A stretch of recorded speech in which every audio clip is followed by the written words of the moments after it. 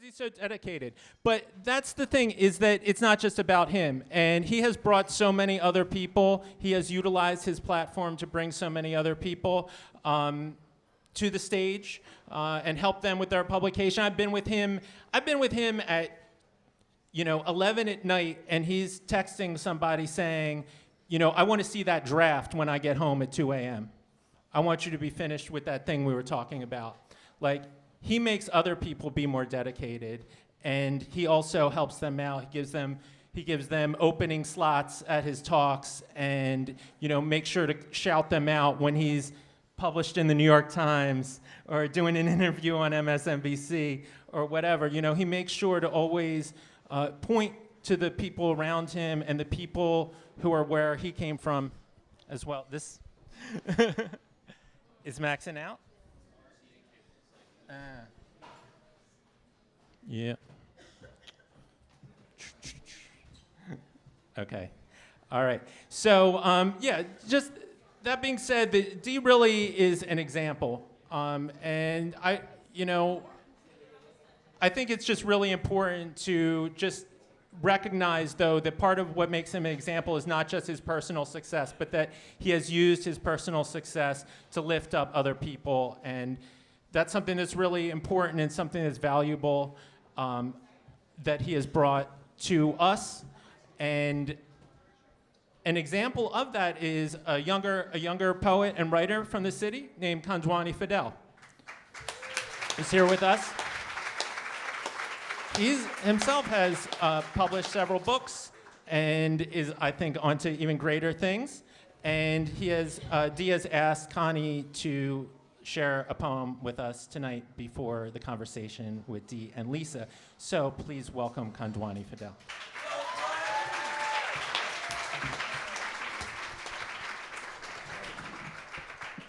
How y'all feeling? Before I get into this piece, I just want to say that, I'm excited to be here with you all this evening. I met D. Watkins in 2015 at the old Redeemers on North Avenue, and we had talked on social media. We met up in person, and I remember he posted a picture of us on his social media, and he said something on the lines of, it's my mission as an artist to be the best artist that I can be, and climb to new heights.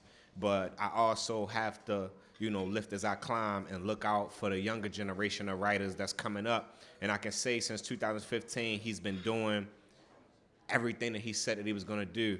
If it's taking me to New York with him to these publishing houses so I can just see how things work, taking me to meetings so I can see firsthand, what gets said in these places when book deals get finalized.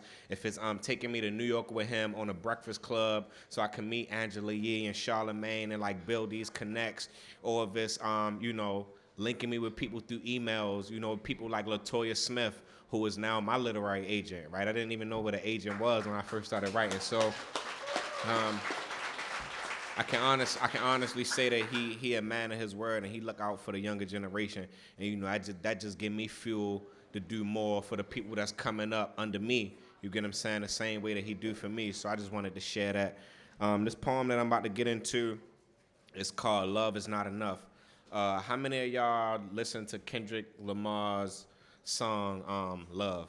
Right, and in the song, I'm not a good singer, but it goes something like, I'd rather for you to trust me than to love me, right? Y'all know that song, right? So when I heard it for the first time, I was saying to myself, damn, why would you want somebody to trust you over loving you, right? When love is this powerful thing, right? People say love conquers all. Love is the reason, love will end racism. Love is this big thing, right? So I'm why would you want somebody to trust you and love you? But then I'm thinking it's crazy because it's people that I love, but it's people that I don't trust, right? I love my little brother, but I know that if I leave a bowl of white rice on the table around him and I go upstairs and I come back, the rice gonna be brown because he done stole the white off the rice. That's just how he move for real. But I love yo to death. I'd do anything for him. So I get it, right?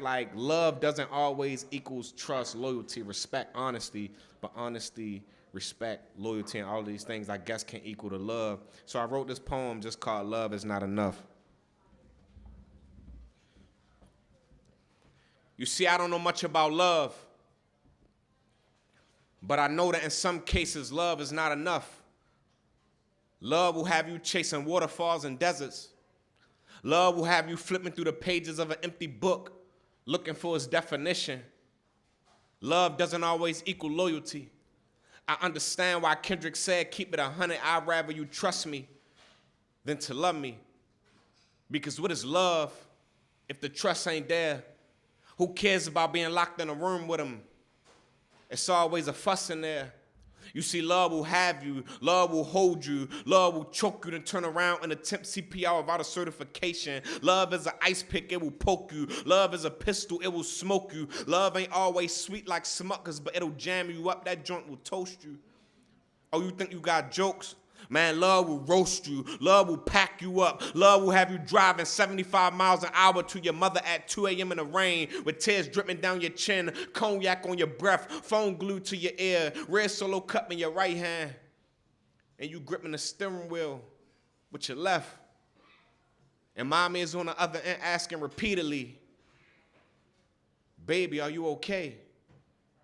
And you can't respond because your cries are a monsoon. Choking on a mixture of tears and spit, stuck in a three-way love affair. Do you take the bottle to the neck, crash the whip, or slit your wrist?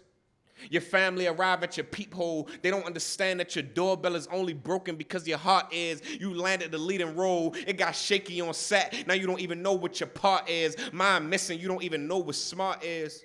Your friends trying to get through your line, but you press ignore. Because if you tell them why you in your feelings, they gonna judge you as if they never been in love before. As if they were never on drugs before. As if they ain't human. As if they ain't never been bugged before. You see, love will leave you broken, screaming, Alexa, play Death Around the Corner by Tupac Shakur. Alexa, play Madonna, Love Don't Live Here Anymore. Alexa, play DMX Slipping Cause I'm Falling and I Can't Get Up. Alexa, play a Baltimore Love Thing by 50 Cent. I'd rather use Pinky Nail to feed my nostril fentanyl than to be here stuck on stupid. Alexa, please play Cupid by Sam Cooke. Love was born a bullet, I'm hitting shock trauma. Shook. Alexa, it seemed like you the only God I know who answer me on demand. Alexa, why love don't got no do-right? I've been fighting all my life, but what happens when your knuckles used to rearrange jawlines? Now your bones crack when you whisper. Alexa, I just want my Cinderella and glass slipper. Why is love the game of the century? I ain't no Bobby Fischer. You see, my chest panel lies a lonely king, and it's a fraudulent bishop passing for a queen. Love is Rikers Island to Bing. I'm trapped, my songs I sing, a hummingbird in the trenches, but I can't locate my wings. Around here, it's like flying be non-existent. Listen. Love will have you. Love will hold you hostage. Love is 3-6 mafias. They're about to find your body. Baritone from the depth of a mosh pit. Your angel on your right shoulder saying you should try something different as you begin to smoke your life away. Love is not a 5-star stay. Love is not an all expenses paid vacay. Love is not attention. Last night they in your face. Look around, they gone today. Love had my granny putting a lien on her house to bail my mother out of jail. Love ain't fresh like granny's cookies made from scratch. You see, love be stale. Love will have you away from home. It's deep. And when I think about it, I ain't seen my granny in weeks. You see, love got you running the streets, crust living on the cracks of your mouth. Love got you scratching your neck. You see, love is the leading cause of death, but it's hard to find a solution when you admire the problem. It's hard to seek justice when your brother is the nigga who shot him. Love deposits souls, demand people for profit. Real love only exists in music, movies, books, and lockets. Love make me want to sell my soul, use proceeds, and pay the unwitnessed scenes that I've seen. Love is a bad day. Rent due ain't shit but lint balls in your jeans. Love is a deferred dream. Love stinks like rotten meat. Love sex like a heavy load. Love explodes. Love don't be sticking to the G code. You see, love will have you. Love will hold you. Love will smile in your face with a mouthful of pearly whites. But always keep one eye open, because love be switching up.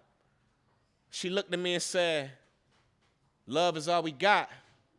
And I said, don't hold your breath, baby, because love is not enough.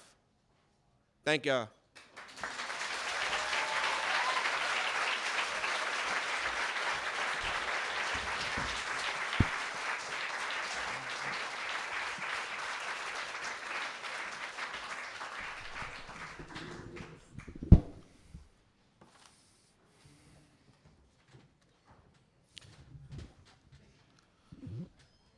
don't make it out.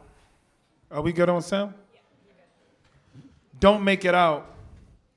Make it better. I can't wait to make it out of here. I hate it, Bug said, nursing a half cup of Hennessy. It's nothing on the menu but death. I filled up my cup and listened. We were sitting on Ashland Avenue. It was a beautiful 75-degree winter day. The sun dipped into the clouds and kids ripped and ran in every direction. Being around here just make you worthless, he said. Like, I will never visit East Baltimore once I make it out. Bug was about to start truck driving school. When he finished, he figured he can get with a good paying job, leave East Baltimore, and move into one of those cookie cutter soccer mom neighborhoods in the suburbs. You know, the ones with the Best Buys and the Targets right across the street.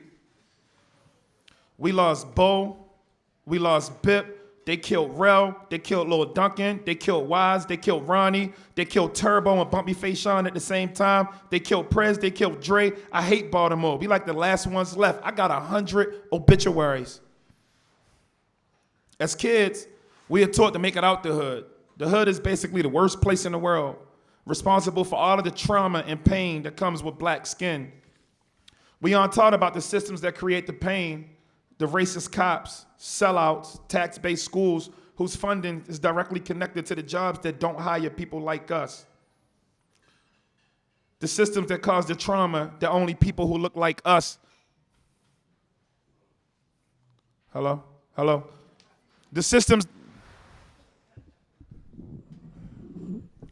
Hello. The system that causes the trauma that only people who look like us can comprehend. Jay's dead, Seti's dead, they killed Nod, they killed Roro, Bug said. He took a slow sip. Remember Just? They killed Manny, they killed Turbo, they killed Cheese, they killed Donon, Wop, Tika, Tavon, Man, they killed Bill, they killed Twizzle too. We got about 200 obituaries combined. We sat and reminisced to ourselves. I felt this pain. It was mine too.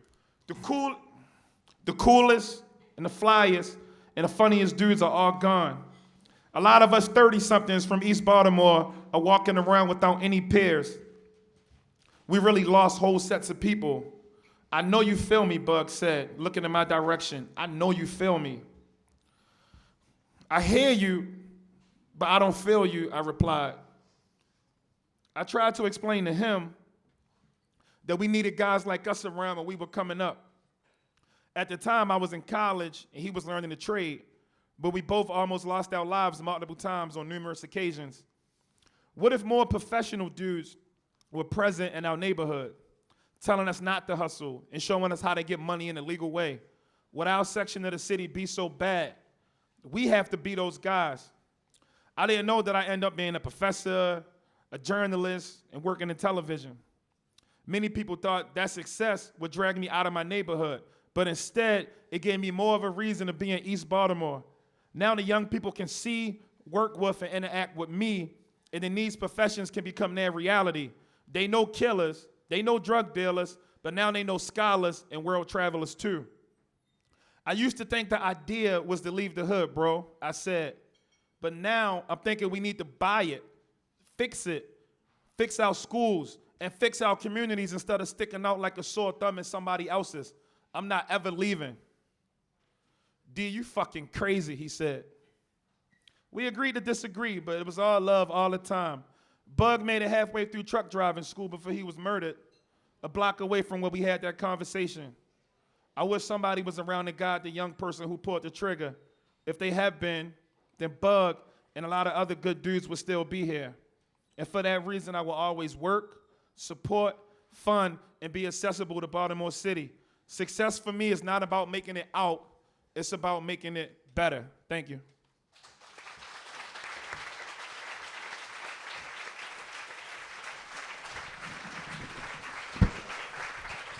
So I just wanted to read really quick just to give you like a tone of some of the things that I try to address and go over in the book. And I also didn't want to take away, because I know Lisa's a real journalist who does real research, who is probably gonna ask me something embarrassing. So but it'll be good. It's honesty hour, so let's do that. Ooh. So let's round of applause for Lisa. Thank you for doing this. Thank you for doing this.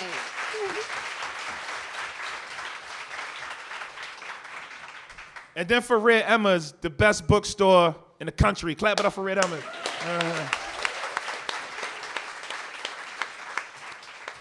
Someone left Cullen on my doorstep, and, you know, I've been raising him ever since. You know, it's just... Saving the dark white male is what my hashtag is. All right, I'm done being silly. Thank you so much, everybody, for coming out here. I know that there's a lot going on today. There's the Democratic debates later on, and you know we can talk about how important that might be. But for now, we are here. We're celebrating D. My name, like he said, is Lisa Snowden-McCray. I'm the editor of the Baltimore Beat. We're a very small, right now, independent publication here in Baltimore City. Thank you. I've been a journalist for about 15 years. I am not from Baltimore. I'm from Annapolis. But the thing that I've always wanted to do and that I'm very lucky to do now is talk about Black people and write about our stories in a way that does not feel like it's had white fingerprints all over it. So it's really important that I get to do that work with the help of people like you guys. And it's really important that I get to have the spotlight on me, thanks to Dee, because I know y'all didn't come here to talk to me. So thank you so much. And Dee, also before we wanted to talk, I know you have a bunch of family here, and I know as a writer, you can't do a lot without the support of the people around you. So I don't know if you wanted to kind of shout out anybody that's here. Oh, that's embarrassing because they're actually late. Like they're actually not here. But that's hilarious. Some of my good brother Justin is in the building. He's in the back. He's the slickest guy. He has orange on. My little brother Kantwani, who's that's family. Like Kantwani is. You know, when I see him doing his thing, I know the future's bright. My brother Icy's in the building. East Baltimore legend, OG, probably the best dancer in here. I'll bet any amount of money. Icy outdance anybody. And if you got dance, you got dress shoes on. You know, you got church shoes, sneakers. Icy, it beat you down. You're not gonna outdance Icy. You know. Then two of my favorite students are here. Rob, young genius. Really smart. I taught this guy at 3 colleges. You know, he's amazing. He's amazing. I'm happy to see him. And the fashion designer, Cass, Girls Up from Venus. Check her out. She's getting to it. My fiance might be here, maybe not. I don't know. She might be here. She's not that tall. But and then my parents were supposed to be here, but my dad's a soldier. He had open heart surgery this year, and he's. Wow. You know, he's right back on his feet, like, and that's the resiliency that's our currency. That's what we don't have trust funds and millions and people to pass us down. You know what I'm saying? I met this dude the other day who like, oh man, I'm stressed out because I'm about to inherit all of this stuff and I just don't know what to do with it. I'm like, damn, bro, I feel sorry for you. You know? Fuck, it's like another house. Shit. So, you know, but our currency is resiliency. And the manager of all managers is in the building. Can we clap it up for Brandy?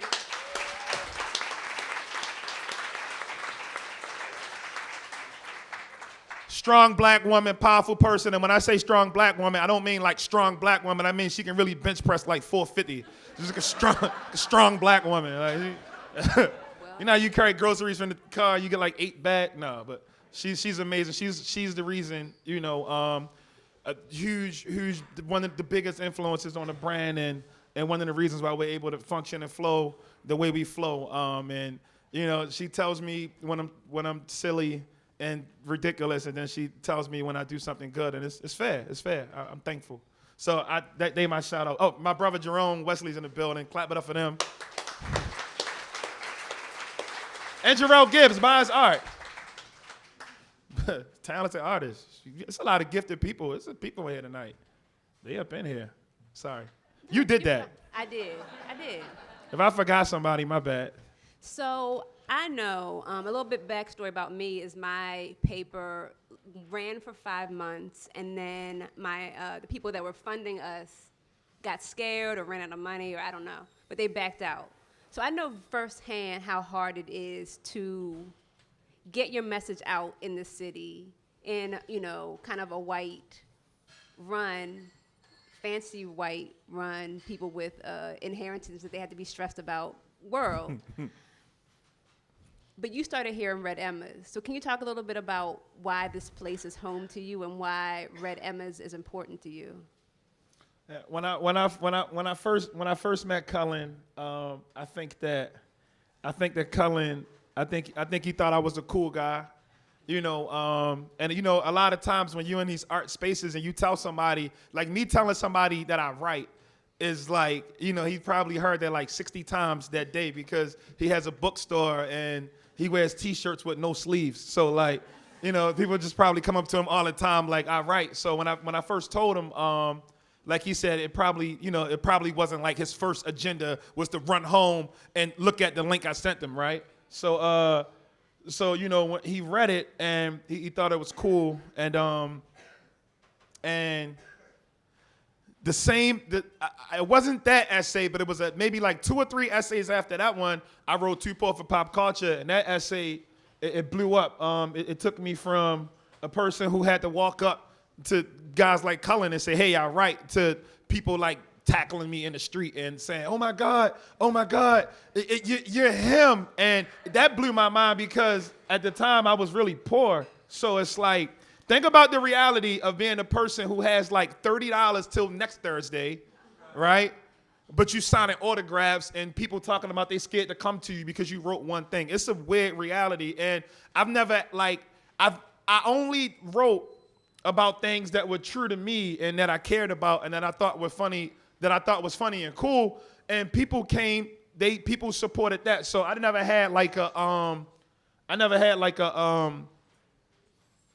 I guess the only white person I ever like pitched was Cullen. The rule: if you want white people to read your stuff, pitch to Cullen and then they will follow.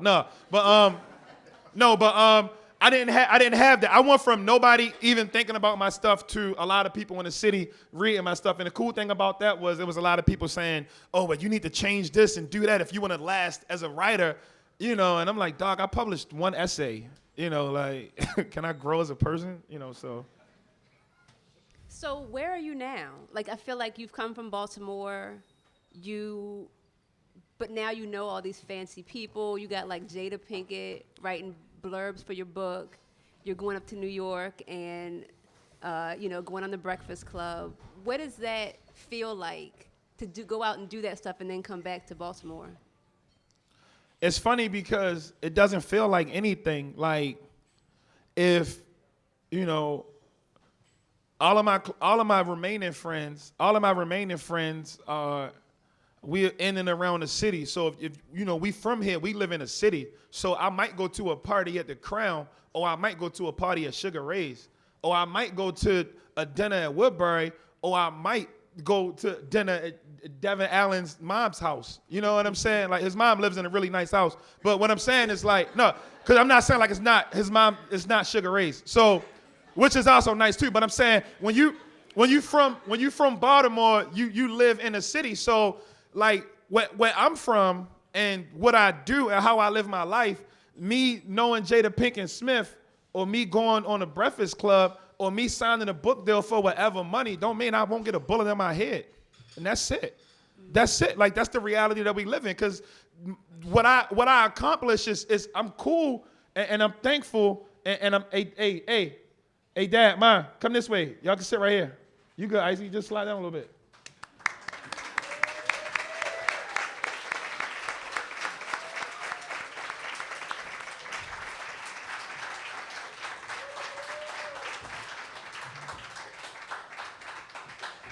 So don't get me wrong. I'm thankful for, I was able to give away, I was able to help give away with thousands and thousands of books and make these visits and go on these events and go all of these places. And I spoke in Manchester and London and all of these different places. And I'm thankful for all of that stuff.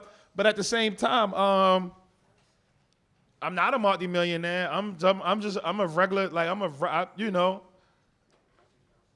put my socks on 2 at a time like everybody else. That's a joke. And what do you take of Baltimore to these people? As far as Like, when I asked kind of about what you bring back to Baltimore when you're hanging out with these people that are not from here. But what do you take from here to these people? everybody loves Baltimore or the idea of Baltimore. They love the rawness and they love how edgy it is. And they love, that, it's such a dangerous place, but these special people came from there. And the thing that frustrates me is that they know these things and they hear these things. And I'm not talking about no person like, I'm genuinely speaking about the affluent people who talk to me about Baltimore. It's like they have a lot to say, but they don't do anything. So it almost becomes like a pointless conversation to the point where like I don't even engage certain people or go to certain topics. Like for me, how I move now, if it's like something for the neighborhood, if it's something for the homie, if it's something for a school, if it's something for the homegirl try to come up, I'm pulling up, I'm editing a resume, I'm taking your book proposal and ripping it in half and we gonna redo it. I'm pulling up for that. If it's like, we're doing this thing where this politician does this or this, and I'm not even against politics. I'm saying that's not my vibe. I don't go to that stuff no more because it doesn't do anything. I'm really, really, really into quantifiable goals. Scale. What can you actually do? If I give you $1, can we turn this into $4 for some other people? What can we actually do? So my whole thing is I move like that, and I know I probably cost myself some opportunities because I'll sit in a room full of affluent people and I just won't say anything, but I really don't have nothing to say. Like it's nothing to say. Like I never been to Martha's Vineyard, and I don't really want to go. You know what I'm saying? Like. I never listened to Celine Dion, and I really don't want to. And I don't have anything against the people that got that on their playlist. Celine Dion has some hits. I'm sure she popping, but like, I just don't know. You know what I mean? So it's difficult because everybody wants a piece of Baltimore, and they want to talk about Baltimore, or they want to affiliate with Baltimore. Like people really ask me to get in pictures, and they caption be like, yeah, real Baltimore, something. I got connections, and I be like, yo, we not even connected. Or if we connected, then I got this classroom you can adopt. Won't you buy them copies of Devin book and Contuani book?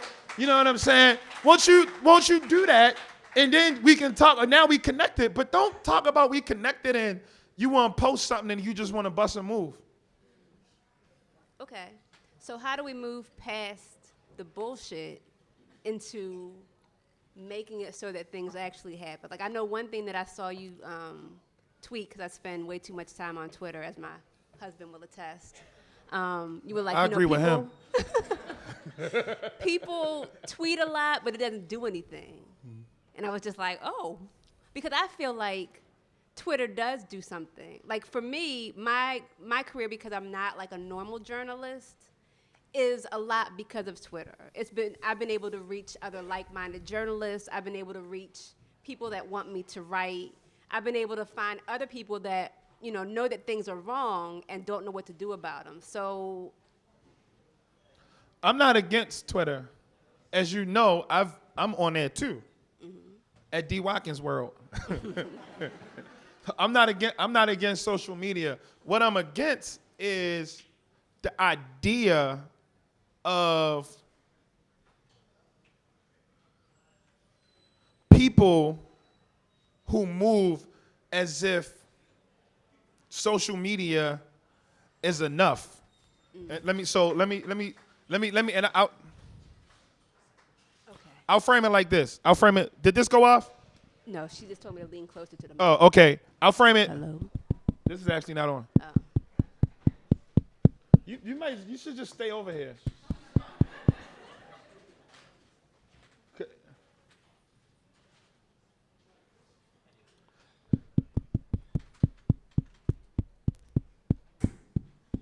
Every time I'm talking into the microphone and it cuts off, it's like I feel embarrassed, but not really. So I'll say it like this. So and this is what I mean. So I'm I was at a coffee shop early in the morning, right? And I was in there, and I was working on something. This is when I used to write in coffee shops all the time. And this dude I know, I'm not gonna say his name, he's a good guy. He's a white dude, he's a graphic designer, he's nice with it, he has some talent, he's really good. He runs up on me in the coffee shop, and he's like, yo, what's up, D, what's up, bro? And I'm like, yo, what's up, man, what's good, good morning, and all that, right? And he's like, yo, I just slayed this racist white person on Twitter. I slayed them. I eviscerated him. My tweets gutted him. You know? And I'm like, I hope he's here. I'm not going to make fun. I don't see him, but it was an artifact, not remembrance. But, so I'm like, mind you, it's 7 o'clock in the morning, so I'm like, congratulations. So then he started talking about it again. And I just, you know, and I'm working, and so part of me, I'm in work mode, and in work mode, I write articles, so I just argue all day. It's like all I do is argue and debate and, you know, and try to make people feel how I feel. I can be very persuasive and manipulative. So I'm in that mode. So I was like, yo, your tweets don't matter, right? They really don't.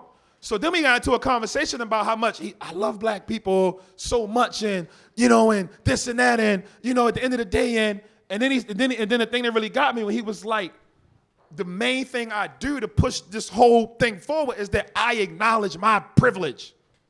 So again, I'm like, congratulations. That don't do nothing for me. So it's a lot of people in the room, black people, who walk around and they're like, acknowledge your privilege, and it's in your language, it's in your tweets, it's probably in your bio. That's cool for y'all. I don't care, because in my life, white privilege is not transferable. You can't advance me 97.2 privilege points, and I can use them the next time a police officer pull me over. Or I can use them the next time I'm in a store and somebody keeps following me around like I steal, you know? I can't turn around and say, look, here's 30 points, don't follow me. I want to enjoy my shopping experience. So I told him that you're more valuable. I've been to like I did hundreds of school visits over the past 5 years. Like one part that Cullen missed in my bio is that I've been to hundreds of schools and jails, teaching workshops, giving away books, working with people, teaching the power of storytelling, sharing them gems, delivering the same things that helped me. I've been in them spots. So if he was there telling some kids up Patterson, look, I see you making memes on your phone and using them for Twitter. Now you can take these memes and you can develop, that's the foundation of a career in graphic design. You can make flyers, you can design websites, you can do logos, you can do all of these different things if you learn the skills. You can give them skills, and that becomes a reality, because guess what? When I was growing up, I didn't know no photographers. I didn't know anybody that was a writer. I didn't know any college professors. I didn't have these people around. But if I grew up and a dude like Devin was in my school showing me f-stops and aperture and what's the difference between a Nikon and a Leica and a Canon and how to really do these things, then, you know, I'm like, yo, this is a career, but we don't have these things. As black people, especially oppressed black people in a city like this, we don't have no connections. Who the fuck we connected to? Like, who's the connections? Who you connected to? Like, who's like, yo, I'm gonna look out for you and give you this internship at blank, blank, blank. A lot of us don't really have that. So you can be that connection, and that's way more powerful than you tweeting against a racist on Twitter who's probably an 8-year-old Russian kid. Right. So basically, do stuff. Don't sit on Twitter, actually leave your house. You can teach somebody how to get some money. And money's not the answer. We know the richest top 1% in the world just got the biggest tax cut in history, yet they're still racist, right? So we know more money doesn't solve these age-old systemic problems. We know that. But at the same time, if we talk about crime, if we talk about kids not having nothing to do, if we talk about opportunity, that's a major component in putting something that can ease a lot of the issue that this city has. People need mentors. People need connections. Show somebody how to do something. Help somebody with their resume. The reason why I try to do, like, me and Kondwani had these conversations is because when I was trying to publish my first book, I didn't have people to be like, yo, nah, book proposal, agent, query, this is how you agent your agent, this is how you talk to a publicist, this is how you look somebody straight in their face knowing you hate them and they hate you, this is how you move. I didn't know that. So the first time I'm in a publishing world and somebody say something to me that I didn't like, I'm like, oh, you know what? Fuck you. Like, I didn't know that they talk and it spreads. So you at Random House and they're like, oh, I know you. You're the guy that told Simon & Schuster to go take a hike, So, and I'm like, yeah, that's me. So we need people to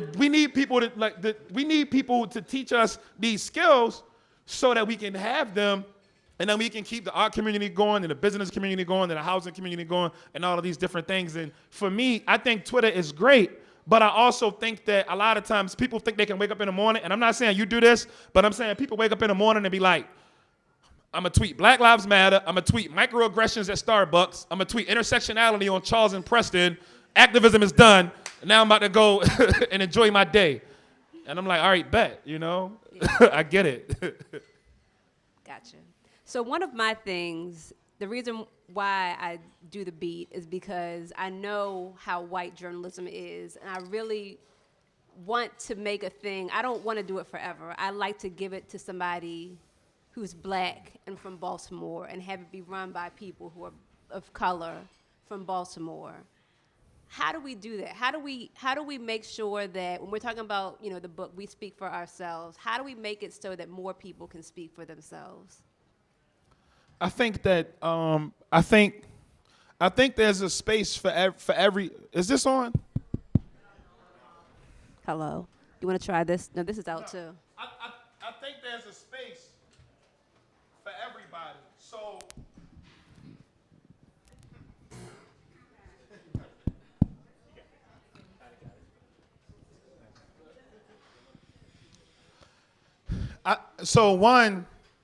I love what you do with the beat, and I would hate for you to just give it away. No, I mean, we need you. Like, it's hard. I think that I'm not old, but I'm not young. I know that eventually this should be something that I give it to somebody else. You know what I mean? Like I'm not doing this because it's Lisa's big ego trip. It's belongs to the city. So I'm just saying eventually. Yeah, I remember one day I had to meet Lisa. So Lisa, you don't know this. Lisa is in the greatest book of world records for the shortest career at the Baltimore Sun. Let me tell you. Yeah. Look. When I first met Lisa at the Afro, and she wrote a story, I think it might have been for my first book. It wasn't my first book. Yeah. Lisa was happy. When Lisa went to City Paper, and I would come across Lisa when I was doing stuff with City Paper, Lisa was happy. The one time I can't remember why I had to meet Lisa for something at the Baltimore Sun building. And I never saw you look so upset in my life. She came out the building and she walked out the building. She was like her neck was straight I remember that. And I'm like, damn, what they doing in there? Like the Roderick fight. Like what? I worked at the Sun for what? My husband probably knows. Like 3 months? Hours. And then I quit to start the beat. I think that there are people that can be normal journalists, and there are too few black people at the Sun, but I respect every single one of them. But that just doesn't fit. I don't fit in that mold. Well, we need more black journalists, as there's it's a lot of black, mainly we need more black journalists in general. But one of the big issues is that Baltimore is still an extremely segregated city. I am the only, right now, you see how mixed this crowd is tonight? I am the only person that can bring you people together. Facts. So I'm starting a mega church. No. Yes. That's a joke. Our crowd don't tip well. No, but Baltimore is an extremely black city, and people aren't really having those conversations, so we need to figure out a way to get people to have those conversations. But what I will say is that some of the best journalists I know across the board, they represent every race and ethnic group available in this country, but it's about who's loving people. So if you love your craft, are you digging down into these stories and telling these stories, or are you looking at Twitter and saying, oh, this guy's popular on Baltimore Twitter, so if he says something, we're gonna quote his tweet, and that's our story. Right. Like, are you really, really going into these neighborhoods, talking to these people, getting to know these people? And I know with the internet and with the 24-hour news cycle and how the world has evolved into a place where, who gets there first is the winner versus who's really flushing these stories out. I know that. But at the same time, I think whoever you give the beat to, or whatever you decide to do with the beat, or whoever is a reporter. I see there's some journalists and reporters in around the room, and I see y'all, and you know, a great example is the story that Ron did for Baltimore Magazine on the Squeegee Kids. He spent time with them instead of just riding by, you know, on Martin Luther King Boulevard. Such a no-brainer. You know, and writing this article while he's trying to drive. You know, he spent time with the kids, and he had conversations with them, and he got a chance to understand their perspective and where they came from, and it adds like a different layer, and it gives people a better chance to recognize the humanity that exists within all of us, and that's what good journalism does. Not this fly by. I'm trying to get there first. Who said the stuff that a lot of us are subscribing to? So I think. You know, and one of the things I write about in this book is my issues with, like, I didn't learn how to be a journalist in J school. I learned how to be a journalist by being interviewed or talked about or critiqued by horrible journalists. I'm like, wow, you guys are so bad. I'm going to be great at this. I know, seriously. Like, that's how you I guys feel are bad. also. Like, you know. Like, I don't know how to run a paper, but I feel like I could probably do better than, like, the guy that runs the Sun. He seems like he sucks, so. Who just gasped? Did he hear? Shots fired. Shots fired. Okay, so I got one more question, and then we're going to open it up to the crowd for questions, because we got to be cleared out, or we got to be wrapping this up by 8:15. What are you doing next? I have some cool stuff on my plate right now. I just published my first article with New York Times Magazine, so I'm thankful for that.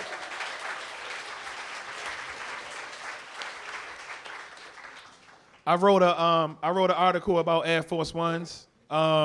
It's a Nike shoe, and Baltimore saved the sneaker. So you know, I'm happy to like talk about Baltimore in the paper that doesn't always really shed light on positive things that happens in our city. So I'm happy about that.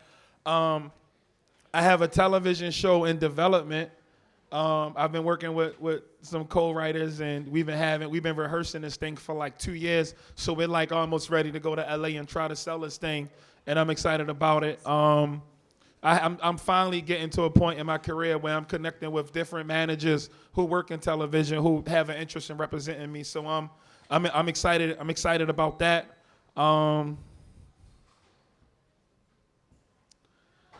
And you know, I'm still teaching, and I'm still getting really, really good feedback from the first two books, and a lot of people are connecting with this book, and a lot of people like it a lot. So I'm happy about that, and you know, I'm just put my head down and I just work. Like some people go to therapy, and some people do like game night, and I just work, and I'm really, really happy to be working and to be trying to create. I don't have anything else to say because.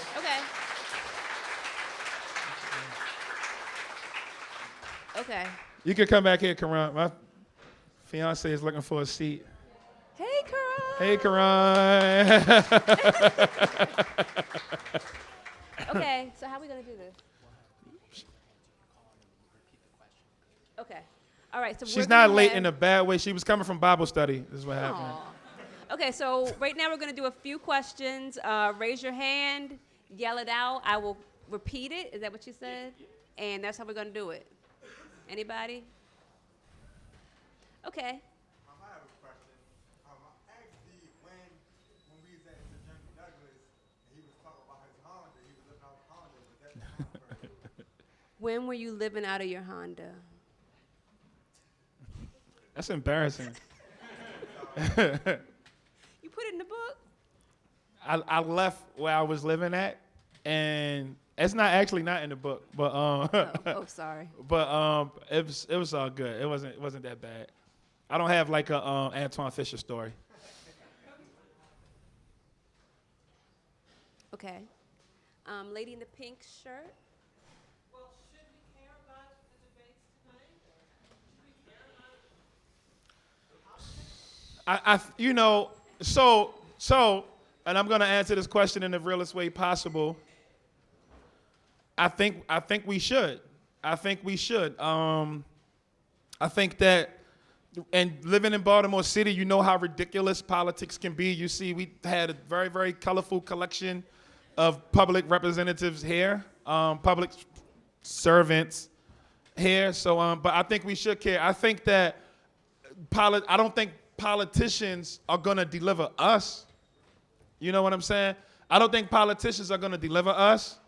But at the same, like, I think that we still have to do what we can do to try to help who we're trying to help. But I don't think we should just completely abandon the political process. I don't have a horse in the race. That's why I'm interested in laughing at the debate tonight and tomorrow. So we're going to see what's happening. And I think it's always important. You didn't ask me, but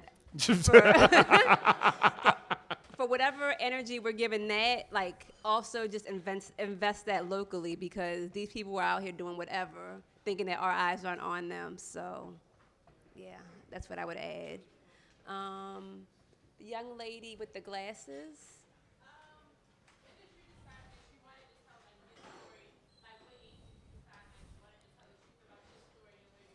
So the question is, I gotta repeat it. Oh, go ahead. Go ahead.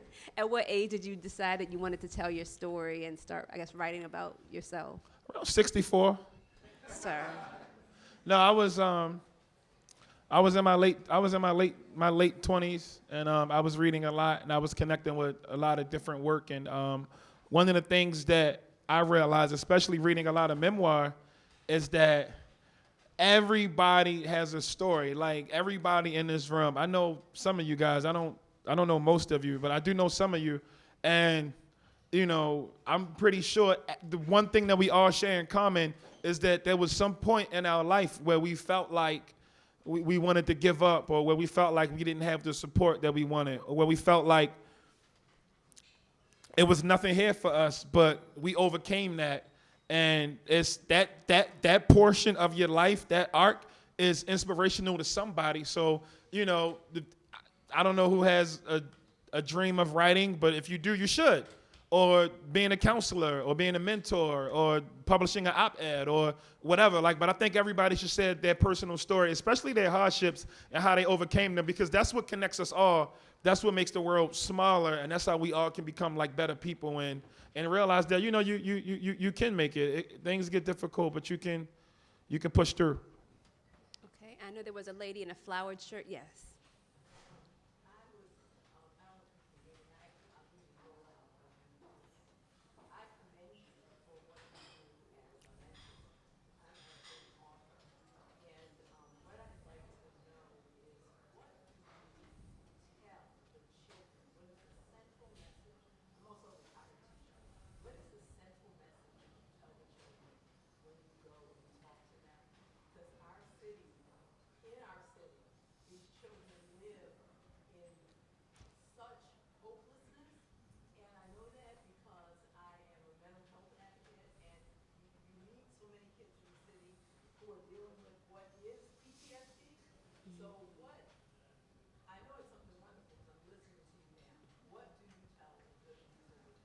So the question for everybody else is, you know, given some of the hopeless conditions that kids in this city have to live in, what does D talk about when he goes to visit these schools and talks to kids in Baltimore?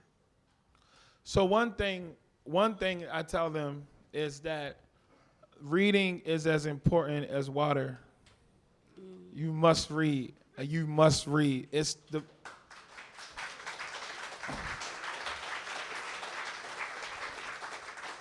And it's not always easy, especially coming up in a place like Baltimore City.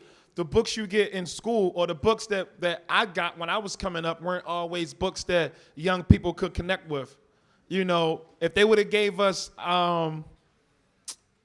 Makes Me Wanna Holler, we would have read that. You know, if they would have gave us books that, even like A Sister Soldier's A Coldest Winter Ever, if they would have gave us that, we would have read that.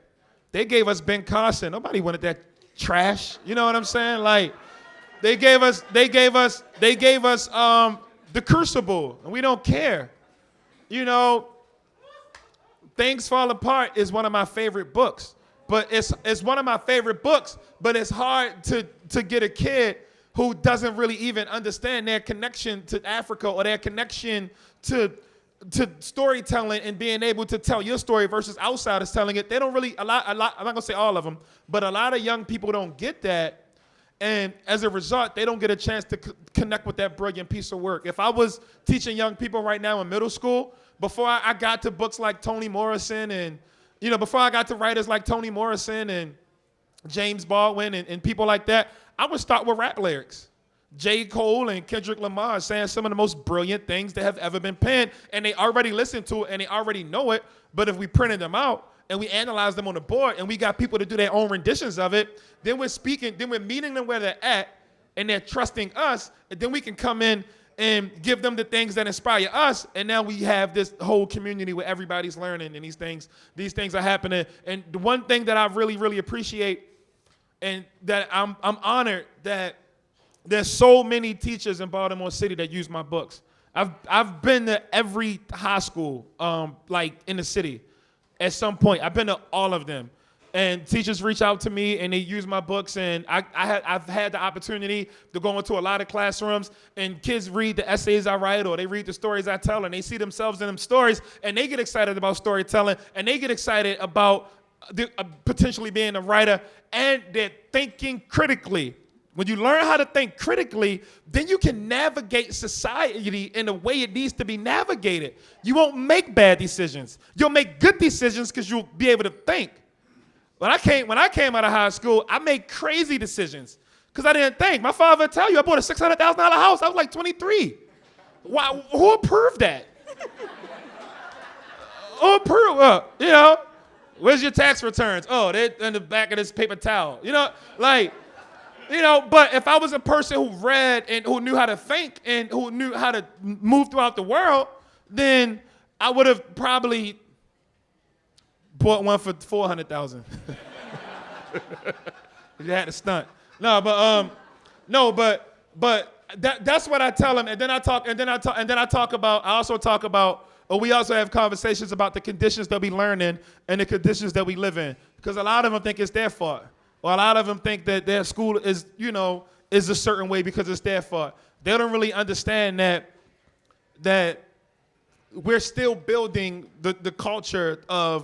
we're still building a culture of education in this country. White people had a 250-year head start, even if you're talking about public school, before a black person could even step foot in the classroom. And then when they made it into the classroom, the schools were like shacks where the ceilings was falling apart, and they probably had like donkey shit on the next to the desk. So when you look at these bad schools now, that's a systemic problem that has been in existence for a long time.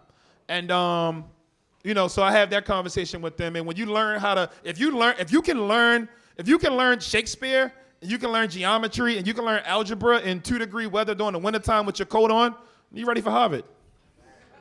Facts. Gooseneck t-shirt, shout out to Pooh Bear. Where Pooh Bear at?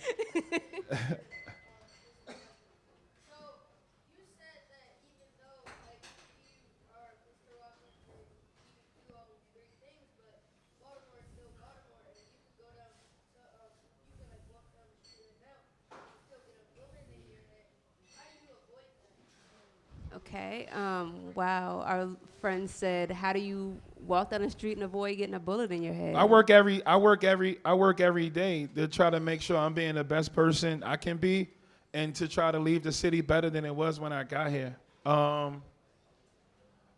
don't know what's gonna happen in the future, but I just try to do right. I try to live my life the best way possible. Do you play basketball? You with Pooh Bear? Is he here? Oh, well, shout out. I know you. If you were him, I know you got a jump shot. But I work with people. Like I grew up. Pooh Bear taught me how to shoot a jump shot. Like he taught me how to not pass the ball. And and sports was something that was lucky enough that kept us away from some of the violence. But I try to be the best person I can be, and I try to leave the city better than it was when I got here. And that's all we can do. But I got a lot of hope and I got a lot of faith. And I know that you being smart enough to ask that question at your age, you're going to be 40 times better than me.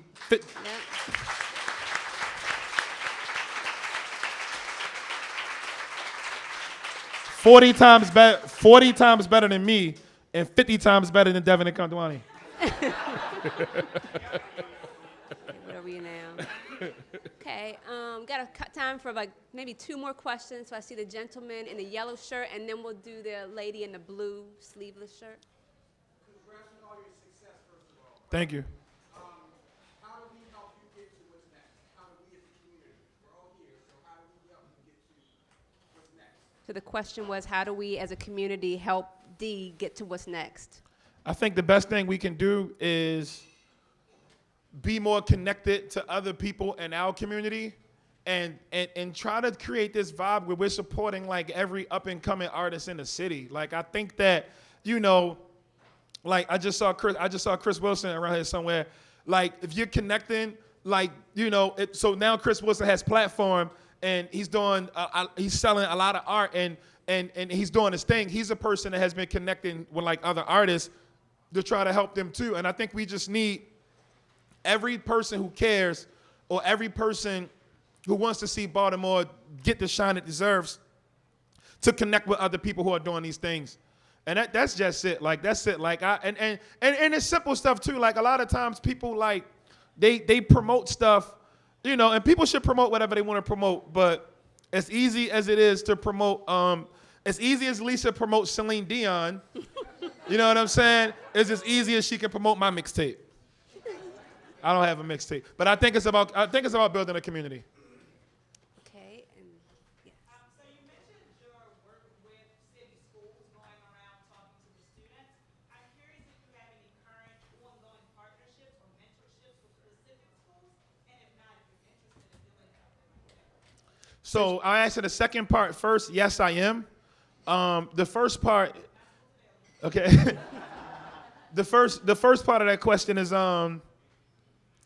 I did my first school visit like almost 6 years ago, and I didn't know what I was gonna talk about or how I was gonna connect, and it was like one of the best things that I've ever done because I've been addicted ever since.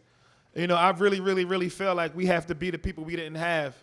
You know, especially in the art world, there's a lot of talented artists in Baltimore who don't even call themselves artists. Yep. You know what I'm saying? And we gotta change that. So as far as partnerships, a lot of schools teach my books, and a lot of schools, they use my books, and I've made visits to those schools, and for the first time in the 5-some odd years I've been doing this, I actually had an opportunity to meet with like people in charge of curricula at city schools, and they're talking about working harder to implement some of those things, not just from me, but from other great Baltimore artists that are doing their thing into schools, and I think it's gonna leave the lane open for something special to happen. So, you know, I'm looking forward to that as well. And what I will do if it does happen is I'm gonna make sure they're studying someone like Lisa, who's a black woman, who's a writer, who they can see themselves in, who they can connect with, and you know, she might hire the next beat, you know, reporter coming straight out of high school, and they're also gonna be connecting with people like Devin and people like Connie and Jarrell and Chris and people who do these things, because we need that, and I'm just a connector, and I'm happy about that. All right. Okay, can we get a round of applause for D?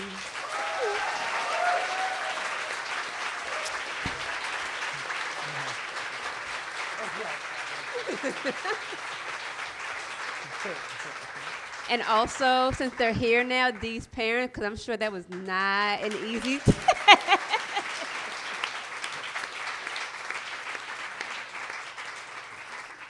And thank you guys. Ooh. Mazel tov. And that's what they say when they break the glass. Right? Okay.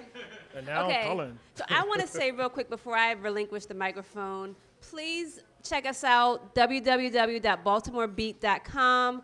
We have a fundraiser coming up at Center Stage on July 13th. It's a Beyonce karaoke. You do not have to sing. Tickets are $10. So just look us up on Facebook or Eventbrite. And now I am introducing Cullen. Let's give it up again also for Lisa, of course, and Dee.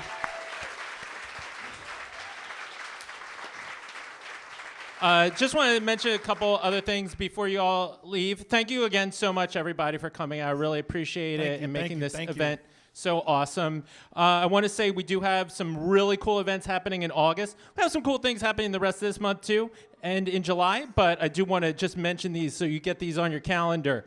August 13th, we have Tim Faust talking about health justice now.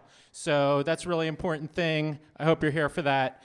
And then on the 23rd of August, we've got Ibram X. Kendi, and he's going to be speaking on his new book, How to Be an Anti-Racist. So I want you to... Which one? Oh, well, we got one about drugstores, desegregation. That's tomorrow. That's tomorrow night. That's downstairs. Thanks, Lisa. Okay, and so that's it. Dee's going to be hanging out a little bit, signing. We still have the books for sale over there, so please pick one up. If What about the raffle? Yes, that's what we're about to do. If you already bought a book and you got a raffle ticket, you can stick around. Everyone else, you're free to go if you want. But the bar is still open. The kitchen is still open as well. But if you have a raffle ticket...